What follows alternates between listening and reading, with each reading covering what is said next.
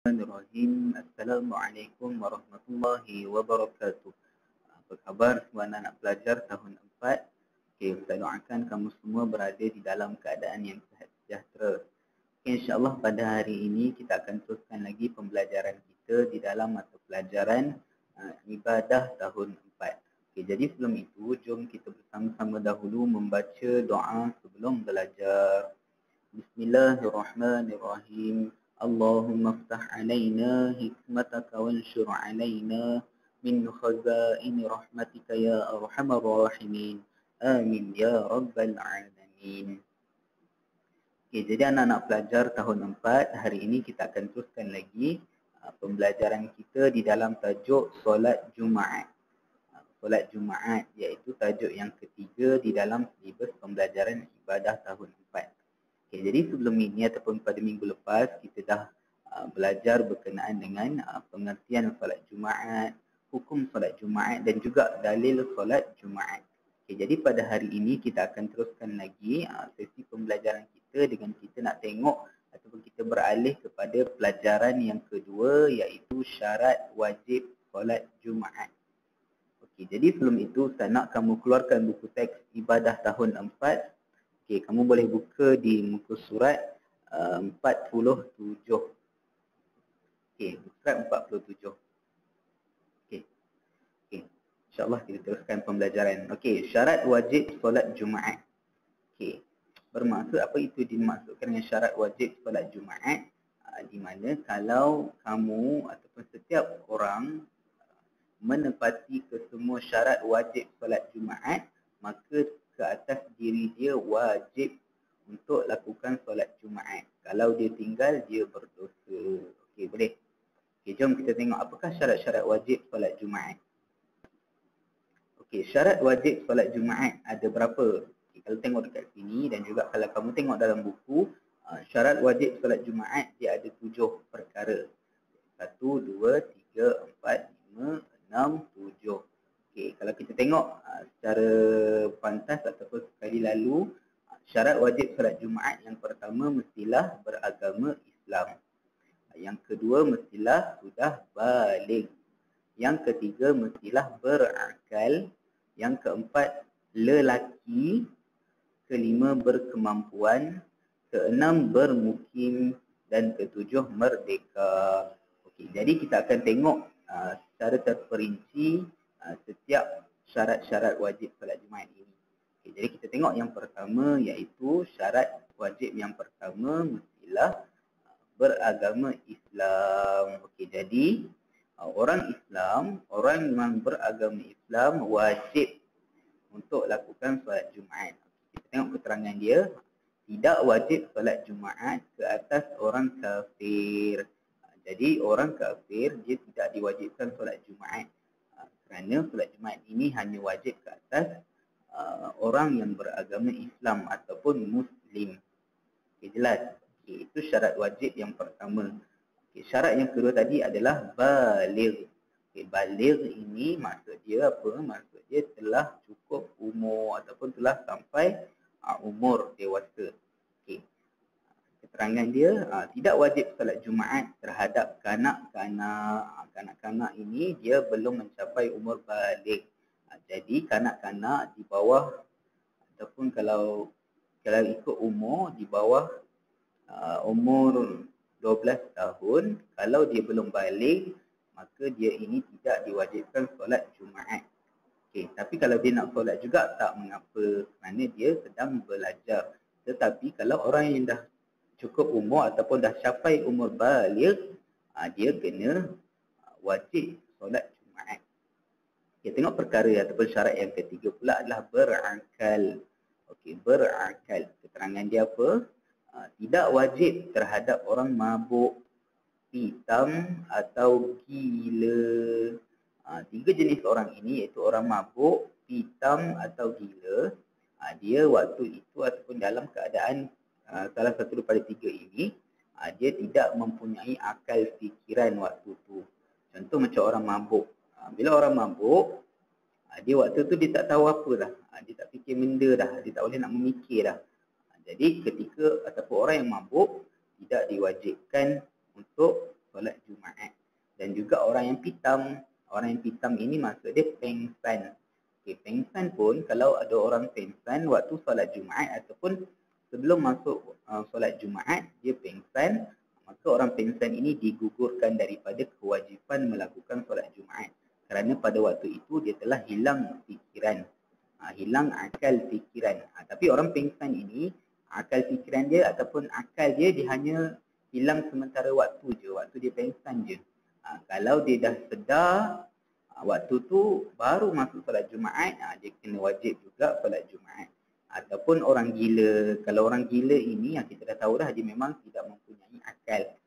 Dia buat je apa yang dia nak kan. Macam tengok orang-orang gila yang kat luar sana, dia tidak diwajibkan untuk solat Jumaat. Okay, dia faham? Tapi kalau tak ada salah satu daripada tiga ini yang berlaku pada diri kamu dan kamu mempunyai akal fikiran yang waras, mampu berfikir, maka kamu wajib untuk lakukan solat Jumaat. Okey, boleh jelas? Okey, kita tengok perkara yang wajib yang keempat pula, atau syarat yang keempat, mestilah lelaki. Ini paling penting, lelaki. Perempuan tidak wajib menunaikannya, iaitu menunaikan solat Jumaat. Jadi solat Jumaat ini hanya wajib ke atas lelaki sahaja. Tidak diwajibkan ke atas kaum perempuan. Macam Ustaz cakap pada minggu lepas, boleh tak kalau perempuan nak juga solat Jumaat? Boleh, tapi kita kena ikut kepada kebiasaan sesuatu tempat. Kalau macam kat Malaysia ini, kebanyakan ataupun setiap kali solat Jumaat hanya lelaki sahaja. Jadi kamu perempuan jangan memandai-mandai nak ikut ayah kamu ke abang kamu ke pergi lakukan solat Jumaat. Kerana apa? Kerana bukan kebiasaan penduduk di Malaysia ini perempuan lakukan solat Jumaat. Tapi kalau kamu ke luar negara, ke pergi ke Arab Saudi ke, Semenanjung Arab ke, kamu jangan terkejut kerana perempuan juga diikut solat Jumaat. Tapi yang paling penting kena ingat, kewajipan solat Jumaat ini hanya terarah kepada kaum lelaki sahaja. Okey, itu syarat yang keempat. Syarat yang kelima adalah berkemampuan ataupun sihat tubuh badan. Berkemampuan sihat. Okay, tidak wajib terhadap orang yang uzur. Yang uzur kat sini maksudnya orang yang sakit, tak mampu untuk berjalan, tak mampu untuk pergi ke masjid, tak mampu nak solat secara berjemaah.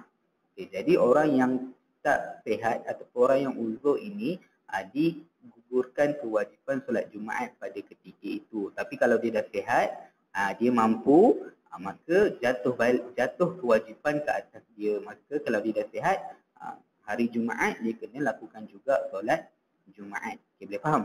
5 syarat wajib yang kita dah sebut ni. Okay. Kita tengok pula berkenaan dengan perkara yang keenam. Syarat wajib yang keenam adalah bermukim. Apa maksud bermukim? Okay, bermukim ialah tinggal menetap di satu kawasan. Tidak wajib terhadap orang yang bermusafir.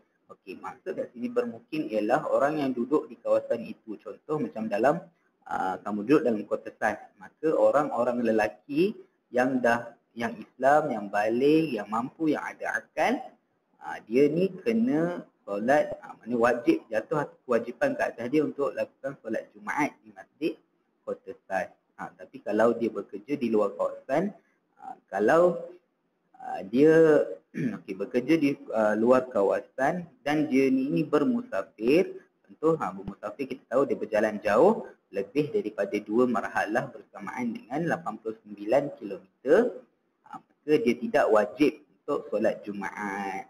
Boleh faham? Maka dia kena solat Zuhur sahaja, menggantikan solat Jumaat. Itu bagi orang yang bermusafir.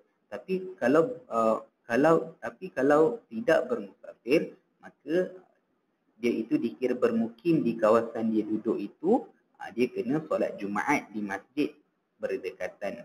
Okey, boleh faham? Okay, dan kita tengok syarat wajib solat Jumaat yang terakhir adalah merdeka. Apakah itu maksud merdeka? Merdeka ini adalah, sebelum tu kita tengok, tidak wajib ke atas hamba. Hamba ini, hamba abdi, orang suruhan. Orang suruhan, waktu zaman sekarang tak ada dah orang suruhan. Waktu zaman Nabi-Nabi dulu je ada orang suruhan ataupun pada zaman dahulu. Jadi orang suruhan ataupun hamba pada zaman dahulu dia tidak diwajibkan untuk tunaikan solat Jumaat. Okey, tetapi sekarang tak adalah golongan hamba. Maknanya selain pada golongan hamba yang bukan orang suruhan, dia macam ni lah, macam kita ni lah merdeka. Kita ni bukan hamba. So, maksud dia merdeka ni bukan hari merdeka. Merdeka ini dia bukan hamba. Maknanya kita tak tergantung kepada suruhan orang-orang atasan.